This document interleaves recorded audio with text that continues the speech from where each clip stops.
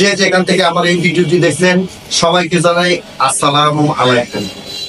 তো বন্ধুরা, আজকের যে ভিডিওটি আপনাদের মাঝে উপস্থাপন করতেছি, আজকের ভিডিও হচ্ছে ফ্লোর দিয়ে পাইপ দেওয়া। যে আমরা ইলেকট্রিক পাইপ ফ্লোর দিয়ে দিব, কিভাবে দিলে ইলেকট্রিক পাইপটা সঠিক হবে, কিভাবে আনসঠিক হবে, কিভাবে আমরা কাজটা করলে আমাদের কাজটা পারফেক্ট হবে, কিভাবে কাজটা করলে আমাদের কাজটা সম্পূর্ণ রং হবে, এই বিষয়গুলো নিয়ে আজকের ভিডিওতে আলোচনা করব। তো ইলেকট্রিক কাজ মডিফাই যখন আমরা করব তখন আমাদের চোখ কান খোলা রেখে কাজ করতে হবে। আজকের ভিডিওটা যদি আপনারা কন্টিনিউ না করেন, আপনাদের যারা ইলেকট্রিক কাজ করেন তাদের জীবনে এমন সময়টুকু আসবে তারা হু হু করে কাঁদবেন। এই যে পাইপটা আমরা ফ্লোর দিয়ে দিছি, এই পাইপটা দেওয়ার ক্ষেত্রে এইখানে যখন টাইলস করবে, টাইলস করার পরে যখন সিটিং করবে, এই যে এই সিমেন্ট বালুগুলা যখন টাইলস মিস্ত্রিরা তুলবেন, তখন কিন্তু আমাদের তোলার পরে আমাদের কিন্তু এই কাজটা করতে হবে। যখন এইখানে আসো, এই দেখেন এই জায়গাটার মধ্যে কিন্তু এইরকম এলোমেলো ছিল, এই এলোমেলো অবস্থায় কিন্তু এই পাইপটা দেওয়া যাবে না। কখন পাইপটা দেওয়া যাবে? যখন এই জায়গাটা তারা পরিষ্কার পরিচ্ছন্ন করেন, তখন কিন্তু এই পাইপটা দেওয়া যাবে। এখন যদি মনে করেন আমরা এমন অবস্থায় পাইপ দিই, তো এই যে রুমটা দেখতেছেন, এই রুমের ফ্লোরটা দেখেন, এই ফ্লোরটা কিন্তু পরিষ্কার হয়েছে না, এখনো দেখেন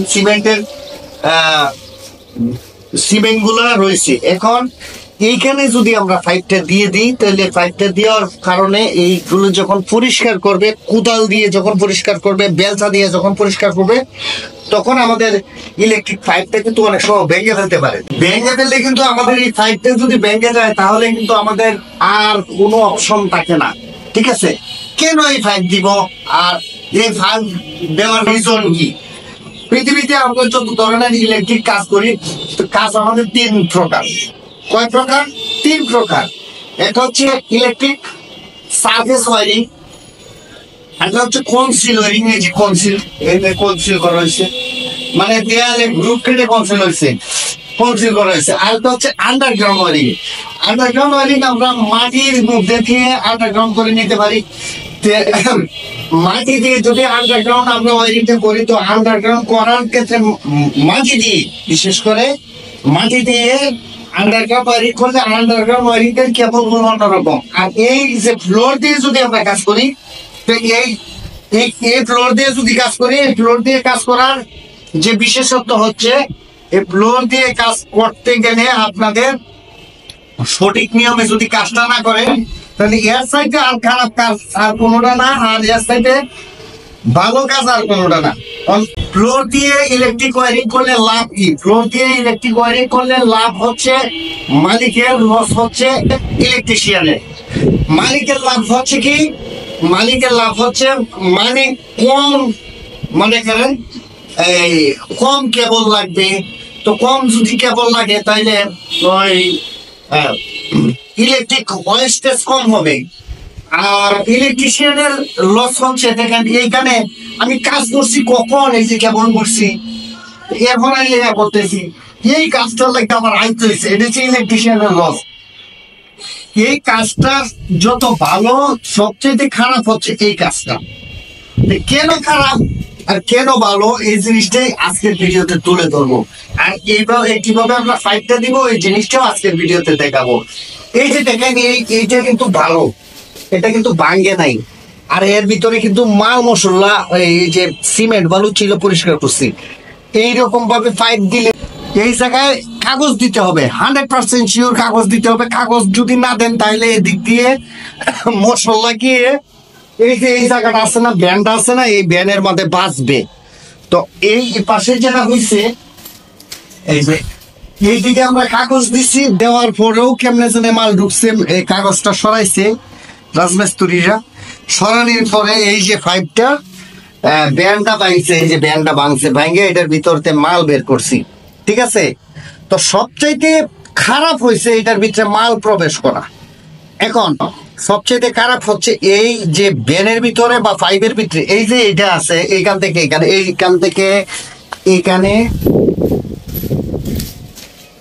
এইখান থেকে এখানে যদি একটা কংক্রিট ঢুকে যায়, এদিকে বসো, একটা কংক্রিট যদি এটা ঢুকে যায় তাহলে এখান থেকে আমরা বের করবো কিভাবে? হ্যাঁ, এইটারও বের করার আমাদের রাস্তা আছে, আমরা দেখাইয়ে দিব। আপনারা একটা ভিডিও যদি আপনারা অতিক্রম করেন, আপনারা দেখেন, তো সবগুলি আপনাদের ব্রেন খুলে যাবে। তবে এই 5টা ফ্লোর দিয়ে দিলে, দেওয়ার পরে আপনার একটি জিআই তার তৎক্ষণাৎই ভরে রাখতে হবে। ঠিক আছে, এই যে একটা জিআই তার তৎক্ষণাৎ ভরে রাখতে হবে। এখন জিআই তারটা এই দিক দিয়ে ঢুকাইয়া, এই যে এই দিক দিয়ে ঢুকাইয়া 5টা দেওয়ার সময় এই দিক দিয়ে ঢুকাইয়া নিয়ে এই দিক দিয়ে নিয়ে এই পাশে বের করতে হবে। ঠিক আছে, যদি আপনি এখন এই বর্তমানে আপনি যদি কেবল ঢুকান, আমার এটা প্রস্তুত হয়েছে, আমি কেবল ঢুকাবো, আপনি তো কেবল কিছুদিন পরেও ঢুকাতে পারেন, তখন এইটার ভিতরে একটা কংক্রিট ঢুকেই গেছে, তখন আপনি করবেন কি, কিভাবে বের করবেন, এই জিনিসটা আজকে দেখাই। আর এটা খারাপ হচ্ছে সবচেয়ে এইটার ভিতরে যদি কোনো ময়লা যায়, এইভাবে কোনো কংক্রিট আমরা যদি এদিকে ফেলাই, দেখাই এইভাবে কংক্রিট যদি একটা ফালাই, এই যে কংক্রিটে ফালছি, এই কংক্রিটে এনেকে বাজছে, দেখেন এই যে এখানে বাজছে, এই যে বেড়েছে, এই কংক্রিট এটার ভিতরে বাজবো। এই কংক্রিট যদি এখানে বাজে তাহলে এর সাইডে খারাপ আর কিছু নয়। আর এই 5 যদি সম্পূর্ণ ক্লিয়ার থাকে, এখান থেকে ওইখানে পর্যন্ত যদি ক্লিয়ার থাকে, তাহলে এর সাইডে ভালো কাজ আর পৃথিবীতে আর কোনো কিছু নাই। এখন মনে করেন বাই চান্স এটার ভিতরে এইভাবে ফাইট দেওয়া, এর ভিতরে এখানে একটা কংক্রিট আয়া করছে, তখন কি করবেন, কিভাবে বের করবেন, এই জিনিসটা আমি দেখাই। তো এই যে জিআই তারটা আছে এখানে, এটা হচ্ছে বড়া থাকবে, এই যে এটা বড়া, এই যে বড়া, এই যে কেবল জিআই তারটা বড়া, এটা যদি আমরা একটু টানি, এটাই তো বড়া থাকতো, তাই না?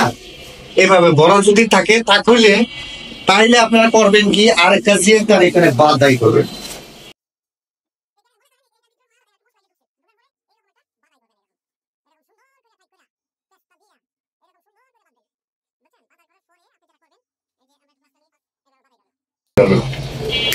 এই যে বাধাই করছি, করার পরে এই জায়গাটার মধ্যে আমরা একটা কাপড় বেঁধে দেব, সুন্দর করে একটা কাপড় বেঁধে দেব।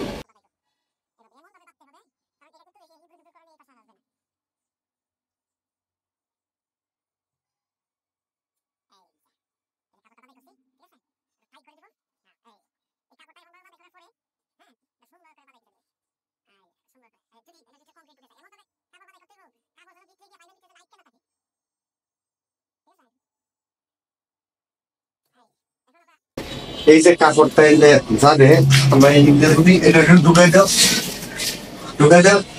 বুকটা ঢুকাই দাও।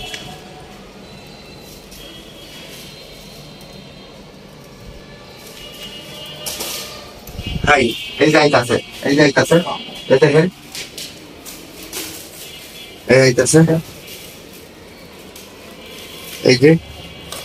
এই যে কাপড়টা নিয়ে আসছে, এই যে কাপড়টা এইভাবে নিয়ে আসবে, এই কাপড়টার মধ্যে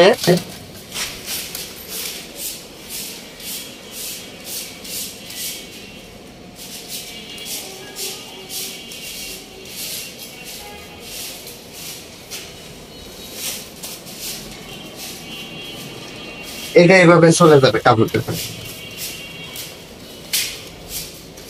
কাপড়টা কিন্তু এটা এই যে দেখেন, এটা এইভাবে লাগাই থাকলো, কাপড়টা কিন্তু এদিকে ব্রেন উৎপন্ন করে, এই ব্রেন উৎপন্ন করে এটা এইভাবে চলে আসবে। ঠিক আছে, তো যাই হোক, আপনারা এই জিনিসটা বুঝতে পারছেন। কাপড় বাঁধতে টান দিলে এটা উঠে আসবো, আর এই যে লম্বা দিয়ে প্রবেশ করে ফেলবে। তাইলে আজকের ভিডিওতে বুঝলাম যে আসলে এটা কি করে কংক্রিট পরিগালি ভাবে বের করতে হবে। এখন আরেকটা জিনিস আপনাদের মাঝে ইয়া করি, এখানে যদি পানি দেয়, অনেক সময় পাইপ দেওয়া তাকে পানি দেয়। ঠিক আছে, এখানে যদি পানি দেয়, আবার এই পাশে যদি পানি দেয়, যে ওয়ালে যদি পানি দেয়, এদিকে পানি দেয় ঢুকবো। যেহেতু এটা এইভাবে লাগানো, খাইতে দিব লাগানো, পানিটা পাইপটা ফিল আপ হয়ে যাবে। তো এখন কি পানির ভিতরে কি আমাদের এই কেবলটা থাকবে? এই যে কেবলটা কি পানির ভিতরে থাকবো না, তখন এইখানে যে এই যে এটা যদি জয়েন্ট হয়,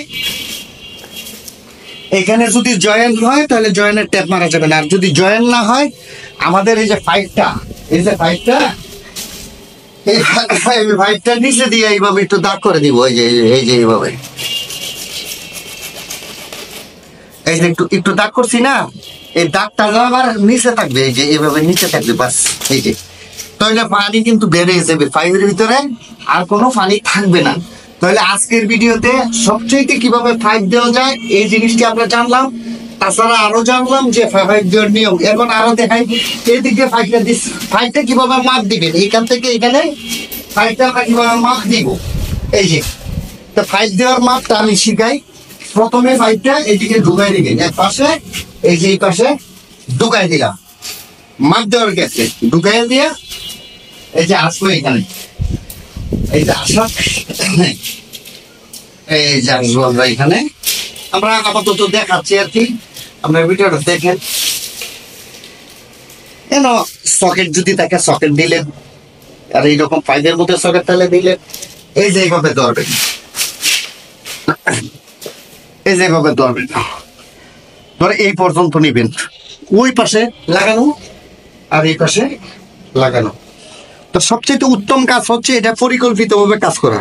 আপনি যদি পরিকল্পিতভাবে কাজ না করেন তাহলে কিন্তু আপনার সবচেয়ে এই কাজটা কিন্তু ব্যস্ত যাবে।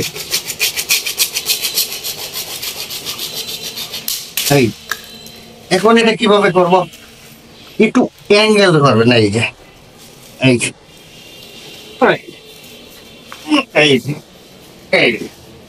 খুব সুন্দর।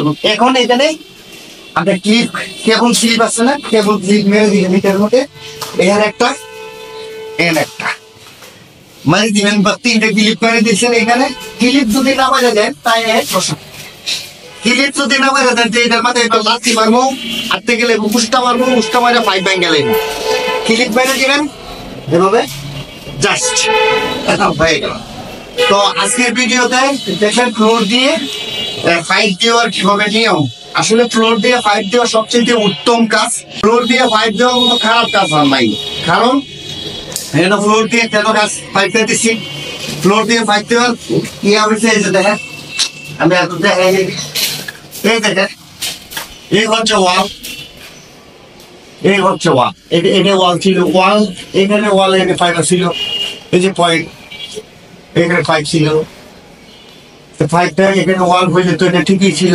এখন ওয়াল এখানে অনেক বিম কেটে তো আর এখানে আনা যাবে না। আনা যাবে কি, এই বিম কেটে এনে আনা সম্ভব না, যেহেতু এদিকে পয়েন্ট ছিল, পয়েন্টটা দেখেন ওয়াল করে দিচ্ছে, ঠিক আছে। তো এই দিক থেকে তো এখানের থেকে যদি আমরা আনতাম এইভাবে আইয়া, এদিকে এইটা হচ্ছে কলাম, আনা যাবে না, এটাও আনা যাচ্ছে। এই পাশ থেকে দেখেন এইখানে লাইনের পয়েন্টটা আমরা করতে পারছি, এইটা থেকে যদি এইভাবে আনি, এটা তো কলাপের জন্য আনা যাবে না। তো এই বাথরুমের জন্য কোনো ওষুধের লাইন আসে না, যার কারণে আমাদের ফ্লোর দেওয়া পাইপ দিচ্ছি। তো সমস্ত সাথে যদি পাইপ না দেওয়া থাকে, মেইন লাইন যদি না পান, তাহলে আপনারা ফ্লোর দিয়ে কাজ করতে পারবেন। তো ফ্লোর দিয়ে কাজ করবেন কখন, ফ্লোর দিয়ে কাজ করবেন টাইলস লাগাইবে, মনে করেন আগামীকালকে টাইলস লাগাবে, আজকে পাইপটা দিয়ে দিই, তাইলে আর সমস্যা নাই। আর পাইপটা দিয়ে, এই পাইপটা দেওয়ার সাথে সাথে আপনারা এখানে একটা জিআই তার করবেন, নতুন 16 নম্বর জিআই তার করবেন, নতুন 16 নম্বর জিআই তার পাইপটা দেওয়ার সাথে পাইপটা যত দূরে যাও, ডিবি বোর্ড থেকে সুইচ বোর্ড, ডিবি বোর্ড থেকে সুইচ বোর্ড আপনারা এইভাবে দিতে পারেন। তো যে সাদের মধ্যে আপনারা মেইন লাইন আপনারা খুঁজে না পান, তো ওই জায়গার মধ্যেই আপনারা এই কাজটা করতে পারবেন। তো আজকের ভিডিওটা আশা করি বুঝছেন, এভাবে পাইপটা দিবেন।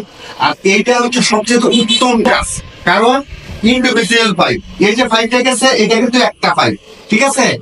আপনারা ডিবি বোর্ড থেকে সুইচ বোর্ড, ডিবি বোর্ড থেকে গিজার, ডিবি বোর্ড থেকে কিচেন রুম, আপনারা যদি মেইন পাইপ গুলো যদি না পান তাহলে এভাবে দিবেন। তবে দিবেন যে এর প্রধান সূত্র হচ্ছে ভিতরে গিয়ে, এইটার ভিতরে গিয়ে ময়লা প্রবেশ করা, ঠিক আছে। ময়লা যদি যায় তাহলে কিন্তু সমস্যা, কারণ এই টাইলস হয়ে গেলে তো ভাঙতেও পারবেন না, তো এছাড়া পাইপ দিতেও পারবেন না, তাহলে আপনি একটু বিপদে পড়ে গেলেন না। সবচেয়ে চেষ্টা করবেন এখানে পাইপ দিতে গেলে এই যে এই যে পাইপের মুখটা কাগজ দিয়ে বন্ধ করা, সেম এই পাইপের মুখটা তো কাগজ দিয়ে বন্ধ করবেনই। তো সেই সাথে এই যে এই জায়গাটা আসবে, এটার ভিতরে কাগজ দিয়ে রাখবেন যাতে কোনো অবস্থাতে কোনো সিমেন্ট বালু এর ভিতরে প্রবেশ না করে। এখানে শেষ করছি ফ্লোর দিয়ে কিভাবে কাজ করবেন, কাজ করে কিভাবে আপনারা কাজটা সাকসেসফুল করবেন আজকের ভিডিওতে তুলে ধরলাম। তো ভালো থাকবেন সবাই, আসসালামু আলাইকুম।